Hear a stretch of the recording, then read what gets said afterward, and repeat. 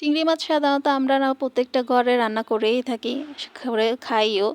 কিন্তু আজকের এই রোবনীয়ভাবে এই চিংড়ি মাছটা কীভাবে রান্না করলাম সেটার ভিডিও আপনারা এই পুরো স্ক্রিনে দেখতে পারবেন। গাই সকল আসসালামু আলাইকুম, আনা বেগুনের রোমানা আফা কিচেনত স্বাগতম। তো প্রথমে তো দেখতে আইছি চিংড়ি মাছ লফিলি সরি ইসা মাছ ফ্রেশ সরিবনি একবারে দুই দাই লফিলি তা কুড়ি কাটিনি লই, তারপরে দুই দাইনি ফ্রেশ হরি একদম চুলার মধ্যে বুয়াইও দিয়ে একবারে মরিচ তুরিচ কষে বেলায় তো পরিমাণ মতো ওনারা জেলে জাল পছন্দ করেন তো এলেভাবে ঝাল দিবেন, আবার বেশি জাল ন দিও না তো আবার আপনার স্বামী অকল হাইল না পারিব।